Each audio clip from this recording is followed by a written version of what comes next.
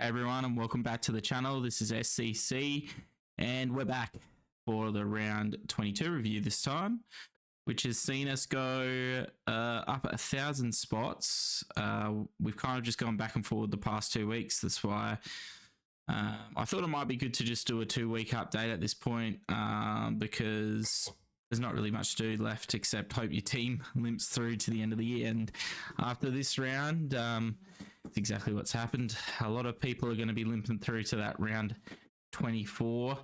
And it'd be interesting to see if we can continue to climb.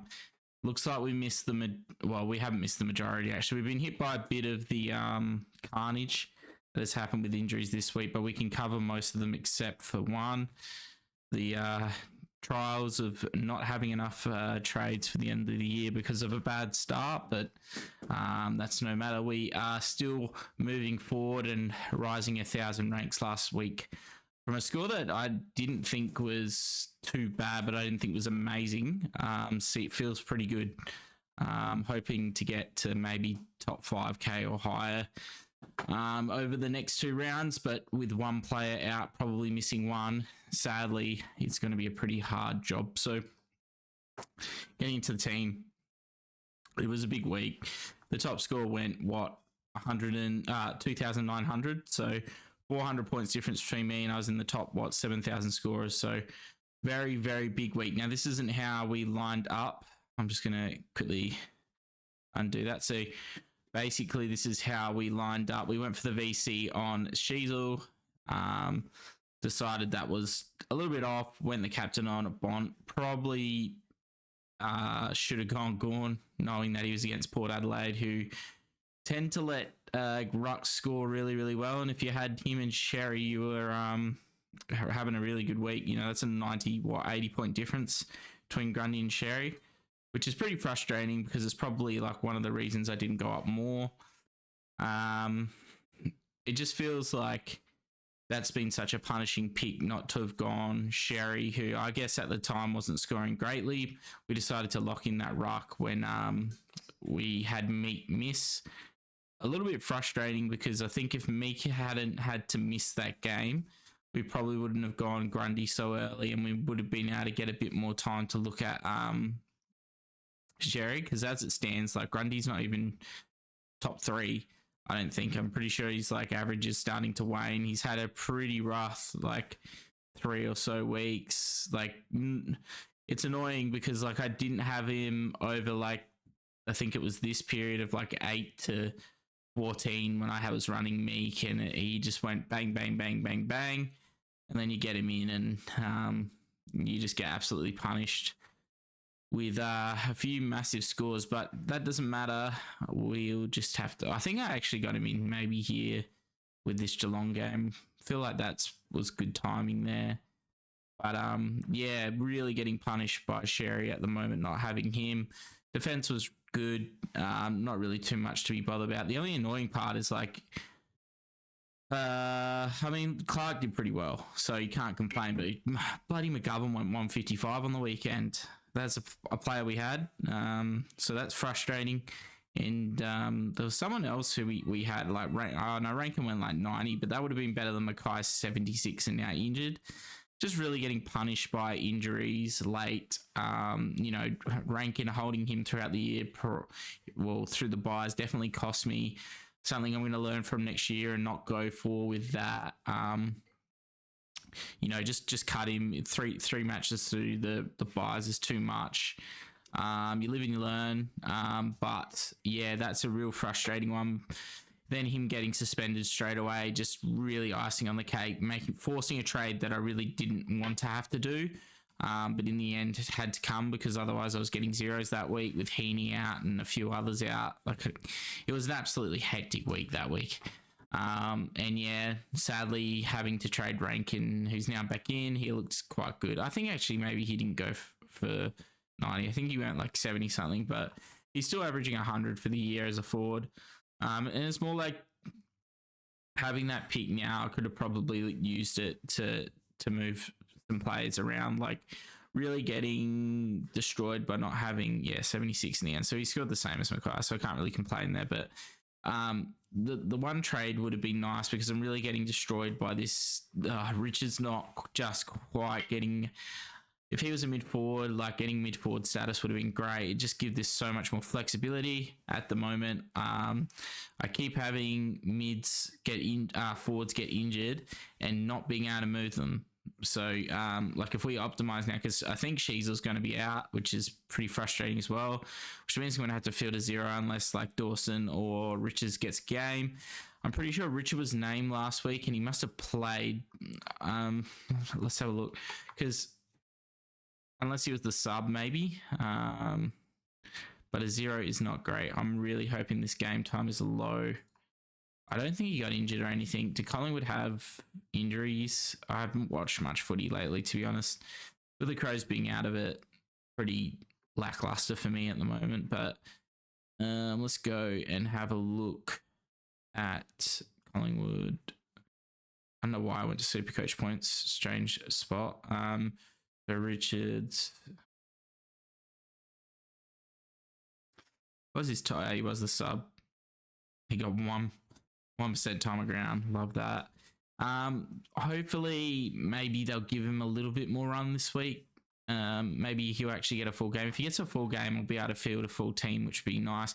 There probably is potential that Dawson could come in, isn't there? Because he was pretty sure he's back from injury, and like he was probably a 1-for-1 into the defense, maybe. Dawson, yeah. Oh, it's 1L. There you go. What's Dawson?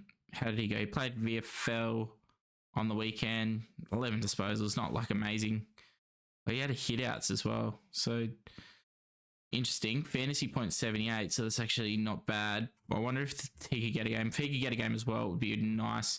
Like, if I could loop these two, just have to have a look and see who's... Because I'd rather just cover Sheezel with Baker. So I think Baker's back this week. I think it was a one-off injury.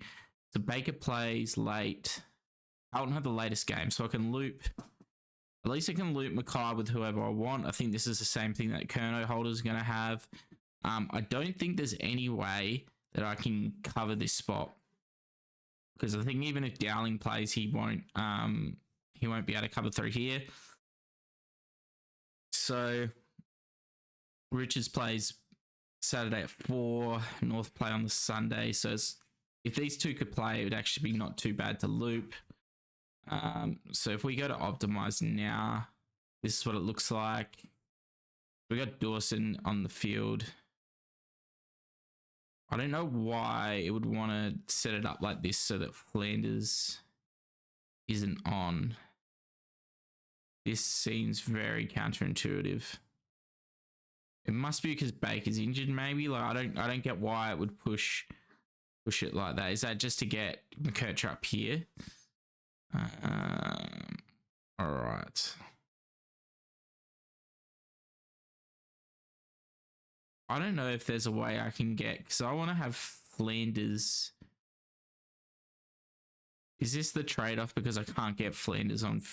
I can't get anyone up here. Is that what the trade-off is? So if we have Baker up here, okay, then we have Mackay here. And that's the trade-off I'd have to have. Sorry, it just mixed me up a little bit with the optimization. So basically I'm still going to be running, and I think Coldwell can fuck off because that pissed me off. I was literally, right, I had the McKercher loop. I literally was going to, I nearly swapped Coldwell out, but then I went, bloke's been playing pretty well. Decided to keep him in, and then he played shit and could have had an extra 50 points with Dawson. So, yeah, it's kind of hard. Hasn't had the first game. This is actually probably a pretty shit game for Coldwell as well, with Sydney I guess they're probably not really tagging him, they're tagging Merritt, but no, it's kind of, it could be all right, but anyway, he's good for a loop there. I don't think Kynan Brown will get a game. Actually could. So basically the big outs this week are what? Like Oliver, he's out for the season. Who else is there? Kerno, Mackay, Sheezel. Tim English is out. So fucking Jerry's going to have an absolute field day. This is this is shades of Jared Witts last year. If you didn't, so I feel like Witts was kind of a little bit of a pottish ruck kind of last year. He was like a mid-price ruck. People went and just had ridiculous run of rucks. Like every time he get a good ruck, they'd be injured or they'd be suspended, and he just kept going big because of that. And then he finally missed like 1 or 2 games, but it didn't matter because it was in the buys. And then like by the time he'd like topped out, you could have swapped to Briggs, who then for some reason went on a run of like 130s last year. And now you look at Briggs and he's I think he's like averaging 100 flat, maybe not even that much. What's he averaging? 94 average score. And that's with this is with his last 5 actually being really good and his 3 round good. So last year, fucking Briggs averaged 120 for some reason. I don't know if the point scoring changed, but anyway, it's just really shades of that with what we're getting with Sherry this week. I've got him in draft, but man, it's like frustrating because I was going to, if you watched my videos last year, I was doing like a 400k team and Jerry was in that, like he was in the thick of that team, and then he did his ankle in like the first game of the year, which meant, or was it the first game? Yeah, it might have been the first game of the year. He did his ankle and then was done, and he was like looking good then. Probably should have maybe followed him a little bit more. I felt like the Grundy combination was going to be all right mid-season, and Grundy's just really dropped away. Even Gawn's not had the best back end, but he's still like R1 by quite a margin. And even like Jerry's 3 round is what, 160? Yeah, 160 for 3 round. And even with that, he's only on 118. So like all through here, like there was one real spike, but like realistically, he was pretty much average. And then all of a sudden, he just has gone bang, bang, bang. I mean, it's just matchup, isn't it? You know, he had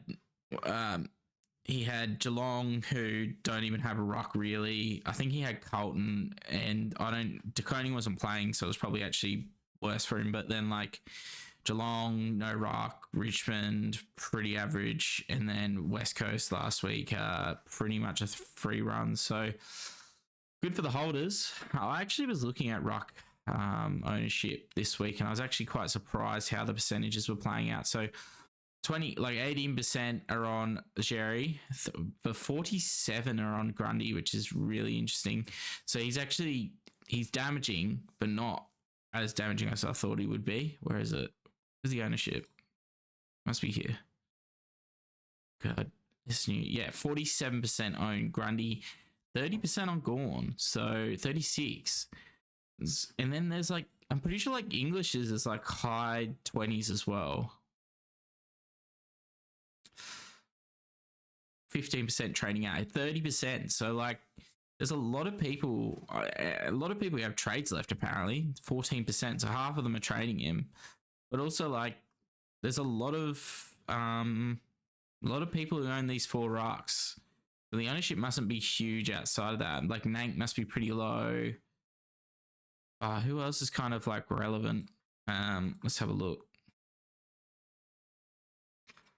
I guess like everyone has to, like Jackson's high, but he's like a forward as well.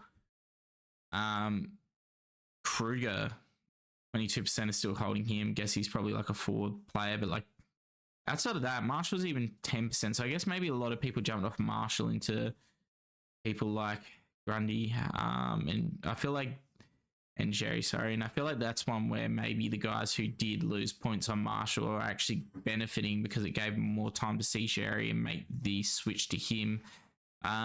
Definitely looking at run home next year is going to be important because seemingly something that I always sometimes deny to look at. It's probably one of the reasons I kept NASA was because of that. I mean, NASA's been fine. He's only had one real spike game where he's like pushed his ceiling. But other than that, pretty average, like just hundreds. Reflected in his score a little bit. But yeah, a lot of injuries this week.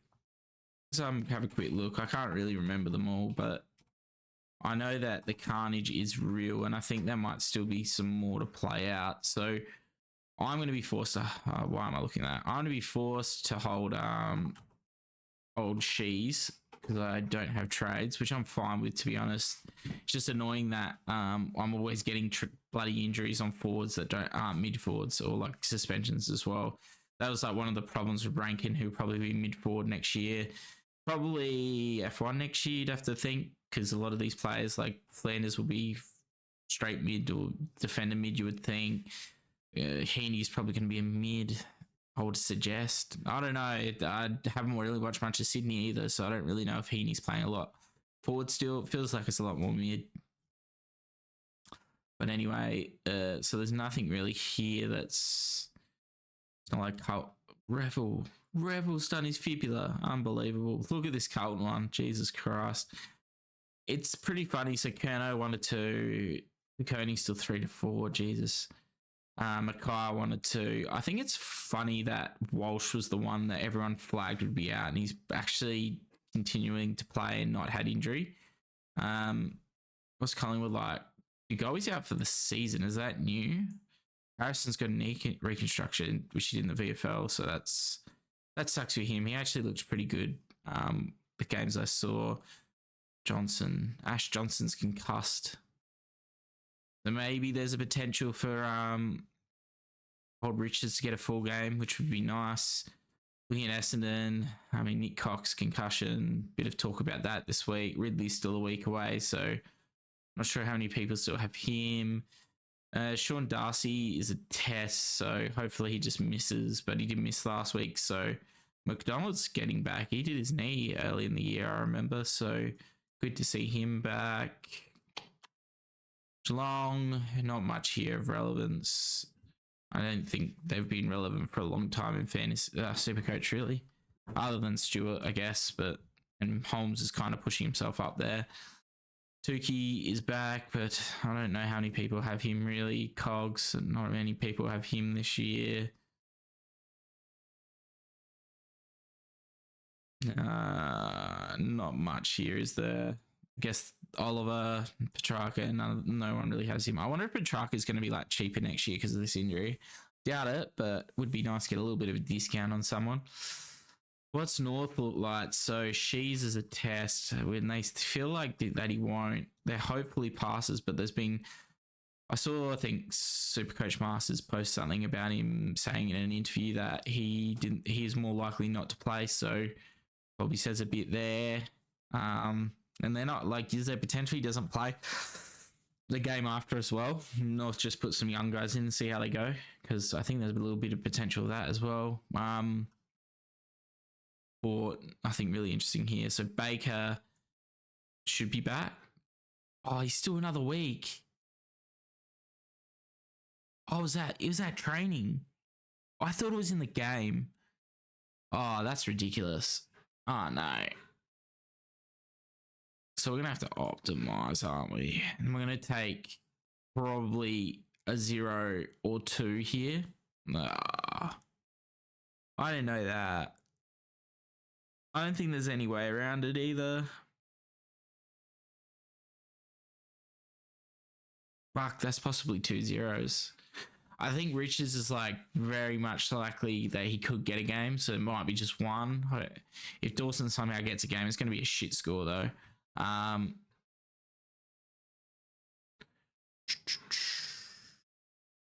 People training him in 6% on the Sherry train. Why not?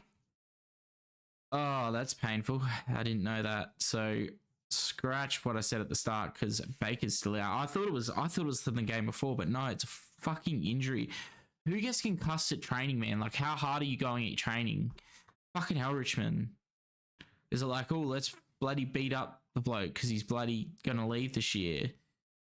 Fucking hell. Pardon the language, but St Kilda, not really anything there. So that's fucking annoying. But we're going to have to deal with it. And yeah, English. So, well, he's hoping we might get 2 wins. Like, there's possibility, maybe. Fucking Zach Reed sitting on my bench still. Shit, I really need Sheasel to play. If Sheasel plays, I think we can cover everyone. If Sheasel somehow gets a game, we can cover everyone. Because I think if that happens, how would it work? Is it possible? I was thinking that maybe it can't work. You have these players in the fucking midfield and they can't cover anyone because of this the defender forward swap was just the stupidest swap I ever thought about. It's so dead. Like if I had a defender midfielder here, it's so much better. This is probably like a decent loop here. Jesus Christ. I'm gonna put Richards on, so we're probably gonna get 2-2-2-1, which is horrible. Maybe 1-0, possibly.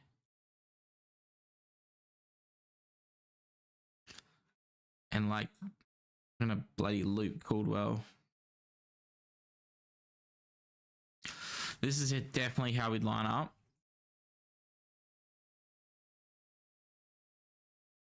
Is there any way that because Sheasel's not got DPP, so he can't move. The only guys who can move are the forward defenders, so it's you can't do it. I thought maybe there'd be some way like the mid forward could slip down here, but Mackay's a forward. That Mackay trade's really. I don't know why I did the Mackay trade. Who else could I have picked? Because I think I was looking at him and bloody. I mean, Mackay is, probably the highest averaging one outside of Rankin and Hogan. So not the worst. I guess Fisher would have been no good. He's not even playing.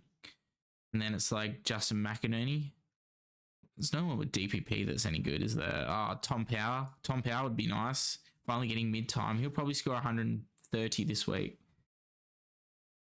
Travis Boak even. Although he's been pretty crap outside of this. We better belt them. End their bloody season, boys. Not end it, but kick them out the top four. That's going to be a good game, at least, to watch. But anyway, let's get back on track. So, as you can see, carnage everywhere. Now we have to think about what we're going to do for VC. So I'm thinking I probably wouldn't go near anyone from Essendon. I think that Sydney, possibly, you could go like a Heaney. I feel like they're going to try and put Caldwell on him, though, or like Durham. I'm not sure. I feel like Durham's been playing a bit more free. I'm not sure Sarong is a great VC matchup either. I'm thinking Gawn is probably all right here against Gold Coast, see what he can do. I mean, Witts is good, but I feel like Gawn can probably outmaneuver him around the ground. Then we got Collingwood Brisbane, so I don't really have anyone there other than Zorko, which I don't mind, but I think Bont's actually the one against North. Bond's pretty hard to tag. Even when they do try and tag him, he'd be the top averaging player this year, wouldn't he? We'll take that. Dylan Moore, go off against Richmond, mate. We want a big score. I think Carlton have West Coast, so if you got like Walsh, that's probably all right. Even but they're going to be short Carlton, so even if you wanted to go for someone from West Coast, like if you have a Yo, it's probably a game you could go big, I would suggest.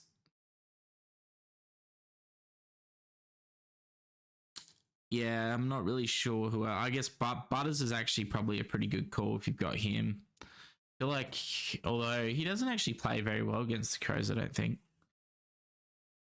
Anyway, we just got to hope for some boys to punch out of their weight class. But I think this is probably the setup we'll go for. Hopefully Sheasel plays, and then it's just maybe Richards, or we can get a loop through like Richards and Dawson. I don't know if Dawson gets game, so. Anyway, that's all from me tonight. Hopefully your team's looking a bit better than mine and with a bit more maneuverability. But we'll leave it at that and we'll catch you in the next one. Cheers.